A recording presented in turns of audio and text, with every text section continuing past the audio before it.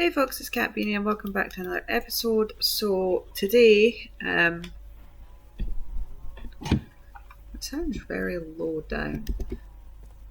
I was getting a bit concerned last night because I didn't know if it was my hearing, because I didn't have my hearing aids in, or if it was just laptop in general, but it appeared to be doing what it was doing last time with the volume.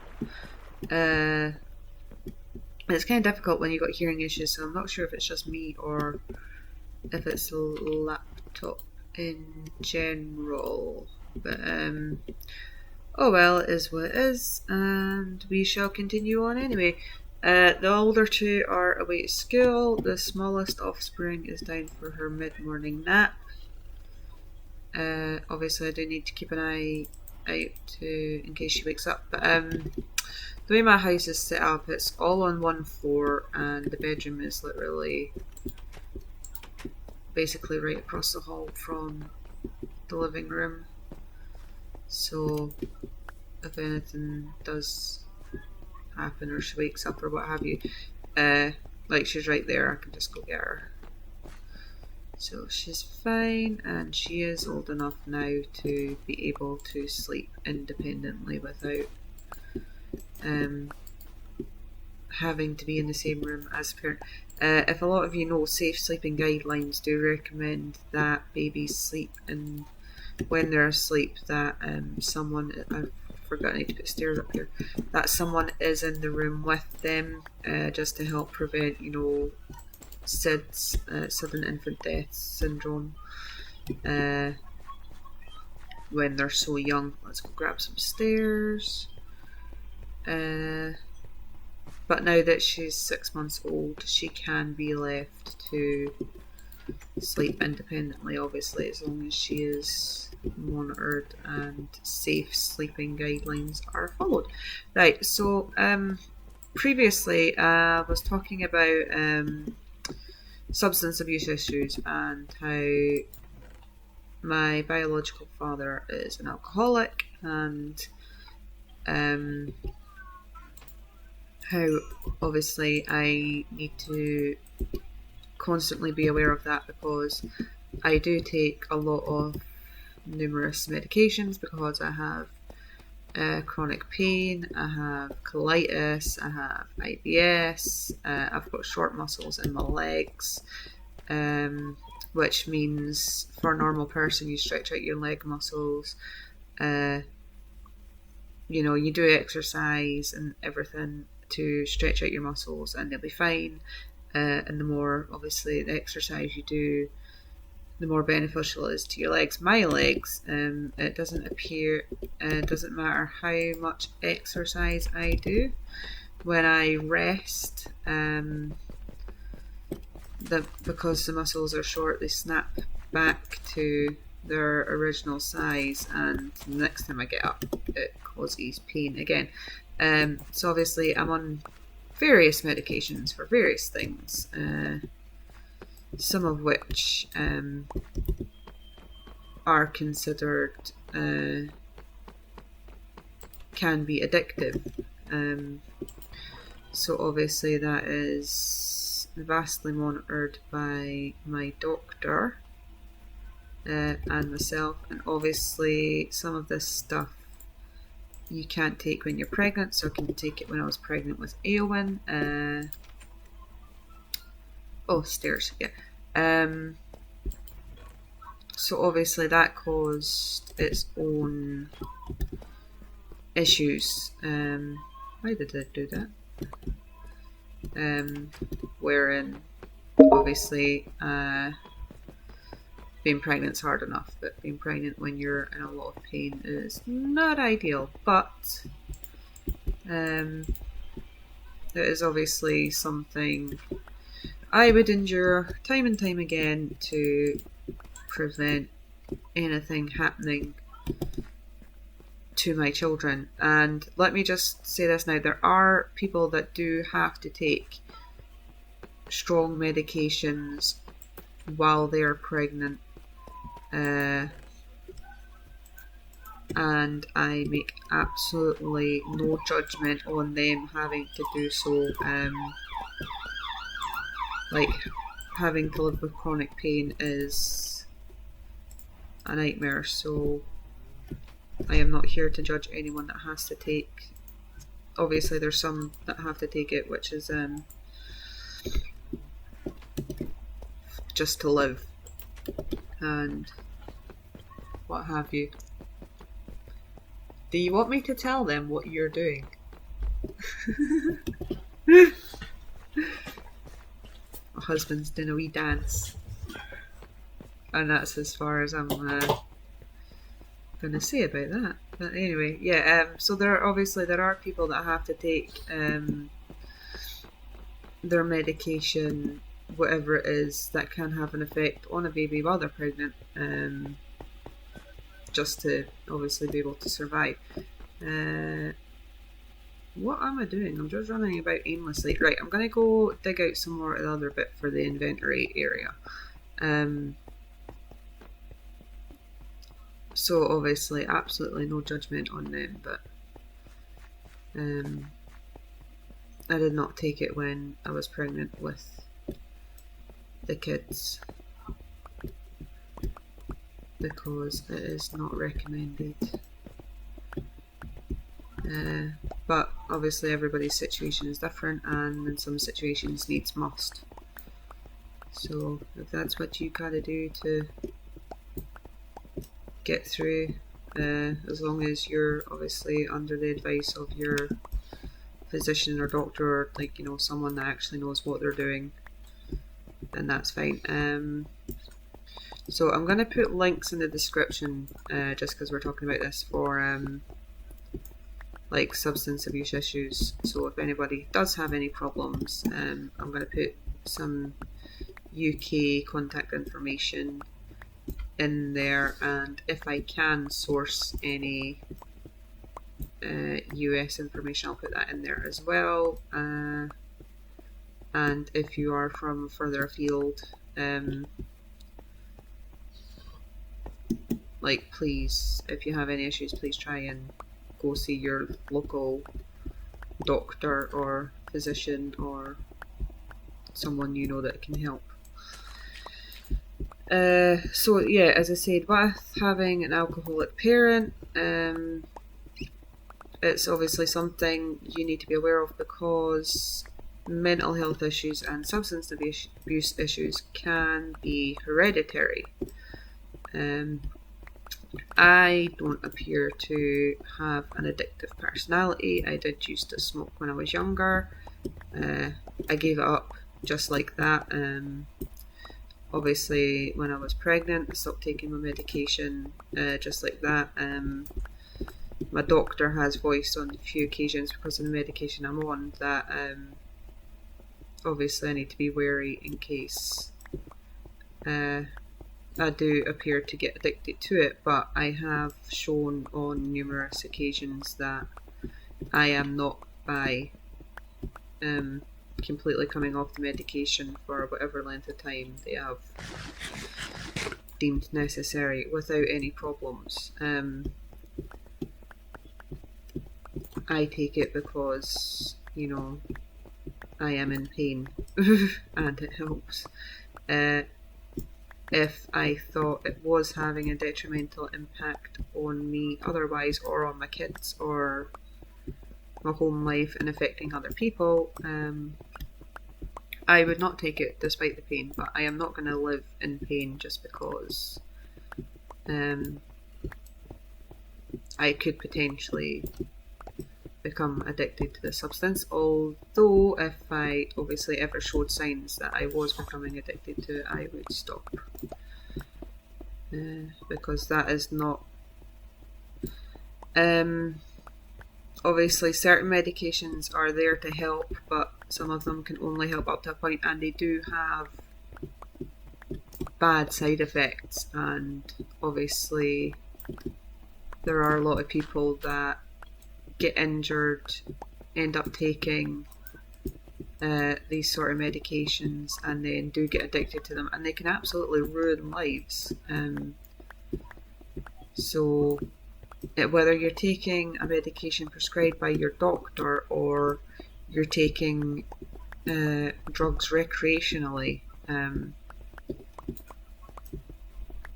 if you're doing it recreationally, it probably isn't recommended and or safe. But obviously I'm not here to judge anybody. I do have relatives that do take drugs recreationally, and that is up to them. You know, I still love them, I still care about them. One of them is completely functioning and holds down a job and everything else. Actually, even my biological father is functioning and manages to hold down a job, which, if the police ever caught him driving after one of his binge drinking sessions at the weekend, he'd probably get done for being over the limit, because I can't tolerate a lot of alcohol in general, and B, because of my stomach issues. So I don't understand how, obviously, people would need to be drinking it like a lot and regularly for them to be able to tolerate the vast amounts that some people do without having an obvious impact on their ability to operate socially.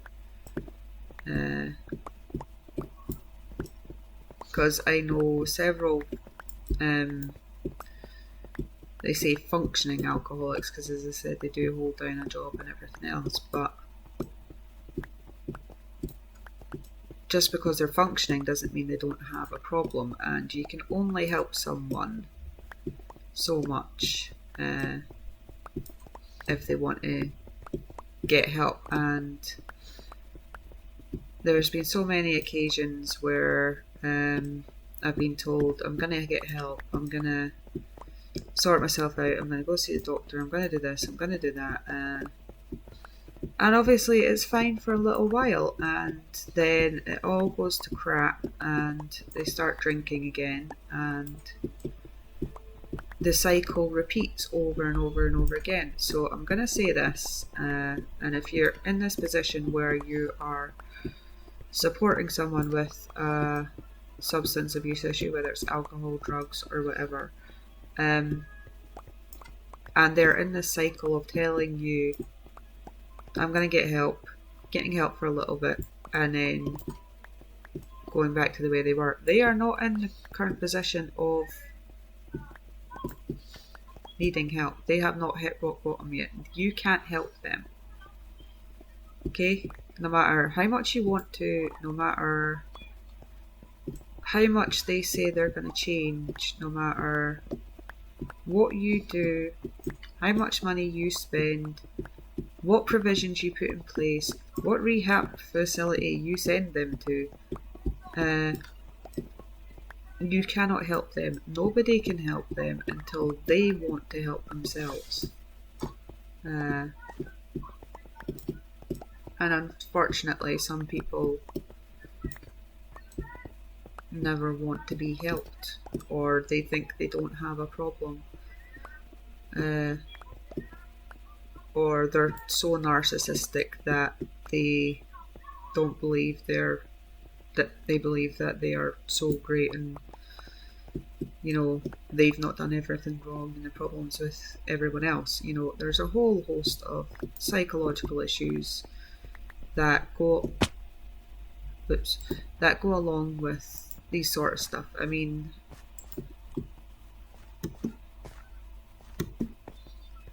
usually healthy, functioning people, I'm not saying they can't have these issues, but hopefully they don't.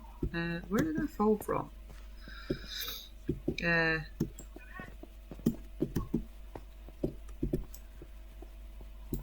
Yeah, generally healthy, like mentally, like there's a lot of like mental health is a vast topic, and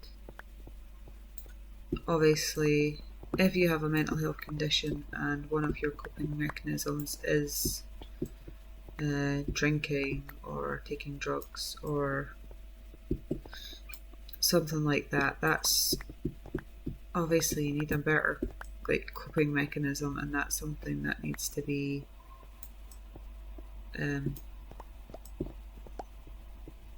dealt with by your doctor, physician, whoever. Says I can only tell you guys my perspective on it. Like, I've never been an alcoholic, I've never been addicted to any substance. I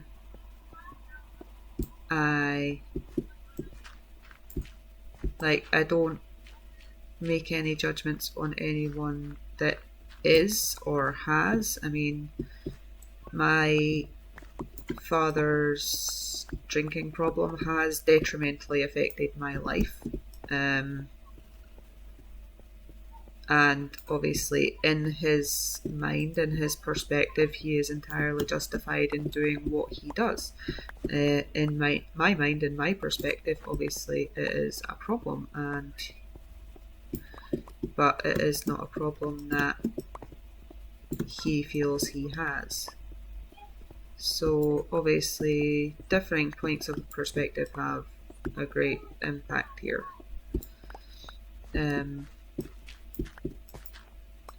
But I would say that if you're at the point where what you're doing is harming other people and or yourself,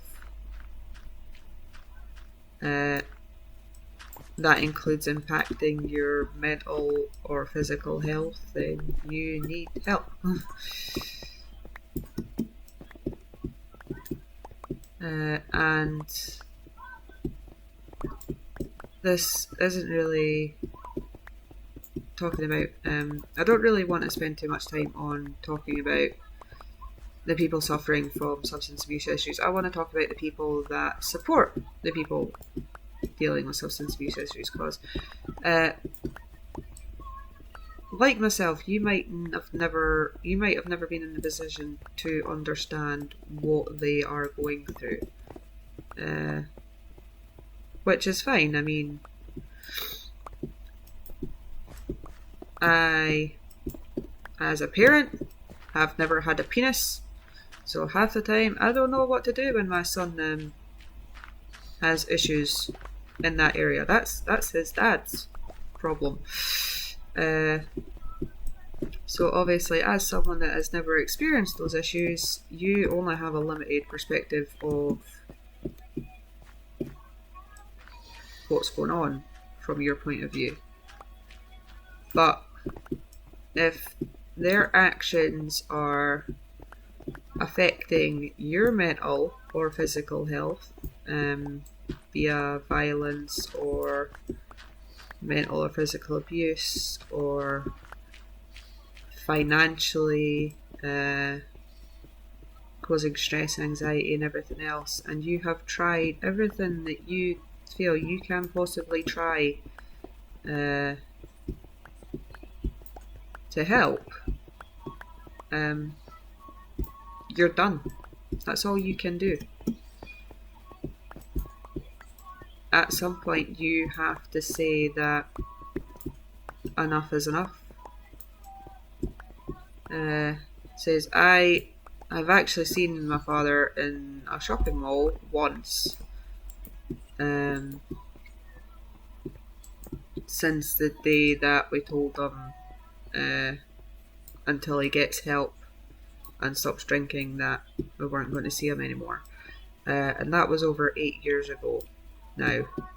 So obviously he does not care enough about me or his grandchildren to do anything about his issues, and that is entirely on him. I do not feel guilty whatsoever about not subjecting my children to an alcoholic, and you should not feel guilty about cutting off contact with someone that is having a detrimental impact on your life. So yeah, really difficult one here today, guys. But if you are in that position currently, it is okay to say no. It is okay to leave. It is okay to ask them to leave if they are, obviously, if you are in a position where you can ask them to leave. It is okay to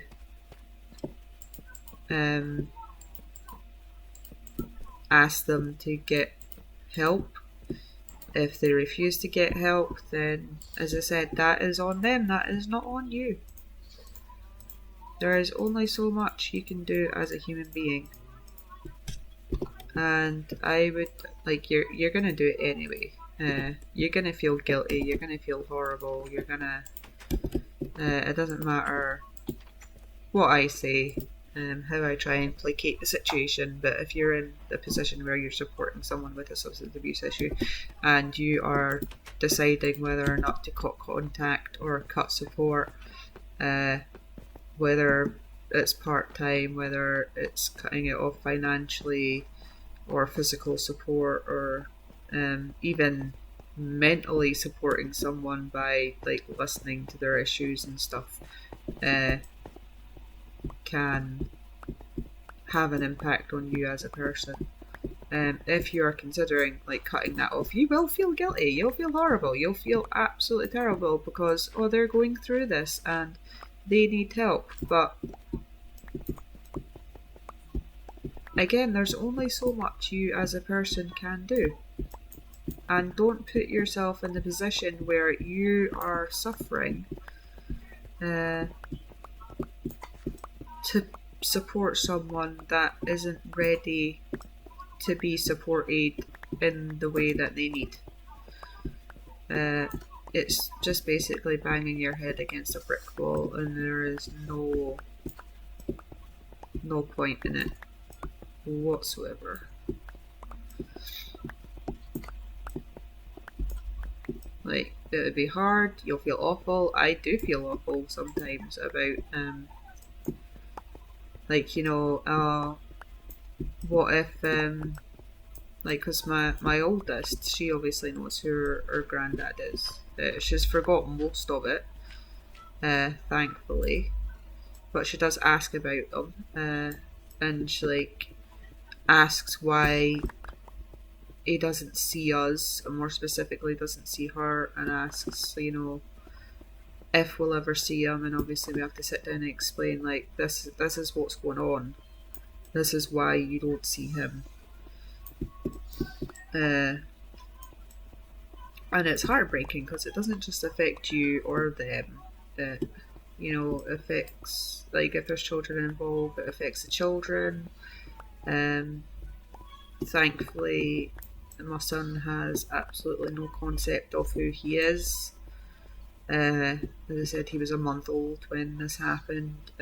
My youngest has never met him, and it's looking likely that she never will. But I'm not about to hide the fact that he exists.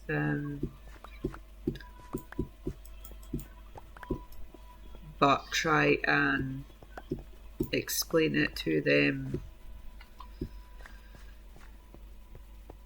in a way that they will understand. And like, my daughter's currently learning about substance abuse and drugs, and healthy drugs and unhealthy drugs, which is one of the main reasons I wanted to talk about this now at school at the minute. So she has to do like a paper on, well, she has to write a report on cannabis and cocaine, which makes it a little bit easier when I explain to her after she's learned about these issues at school, you know, this is why this is happening, and this is why we don't see that person, and etc. So obviously, if you've got kids, you need to approach this in like a age and stage appropriate way and explain it in a way that they'll understand. Because if she was like 3 years old, like she was when my son was born, and asked where her granddad was, because he did live with us previous to my son being born, we just had to tell her that like granddad's not feeling very well and we can't see him for a bit. And then obviously keep reinforcing that sort of thing until she's at the age of, well, he's been ill for a while, you know, what the crap's going on here? I don't know what to do about this area. I'll put in like a big door or something. Because I do like that I have access out to this bit.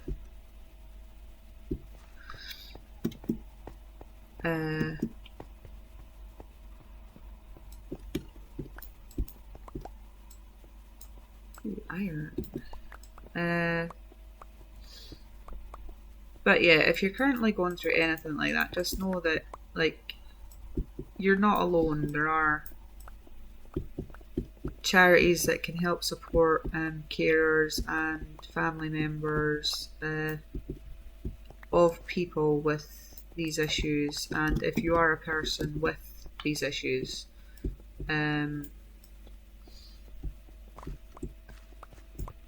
that wants to get support, I will try and link information down in the description.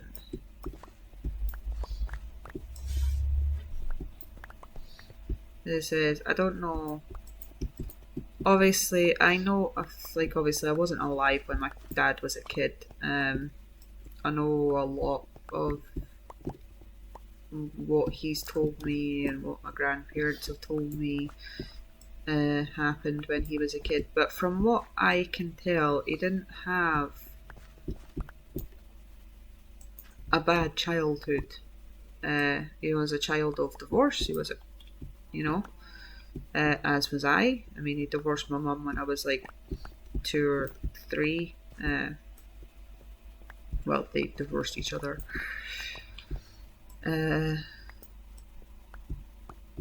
So essentially, I had all the makings of turning out exactly the same way he did, and I really don't understand why I didn't, or how some of my other siblings didn't. But it just goes to show you that, like, obviously, there is a cycle there that if children are raised in a household subjected to things like that, there is obviously a higher chance of them becoming an alcoholic or a drug addict themselves. Or even if they're raised around domestic violence, there is a higher possibility of them actually becoming an abuser themselves and stuff like that. So obviously I'm very happy that I am not any of those things. Despite what my husband says, don't listen to him. I'm getting the side eye. No, you shouldn't joke about domestic violence. But anyway, yeah. So obviously there does need to be more looked into about supporting children of parents that have these issues in order to break the cycle of them continuing in their parents' footsteps. because it's horrible to watch. Obviously, having worked with children myself, you see all sorts of different parenting styles. You see children from all different sorts of backgrounds. And it can be concerning when a child comes into your setting exhibiting behaviours that no child their age should be exposed to because they have witnessed it at home.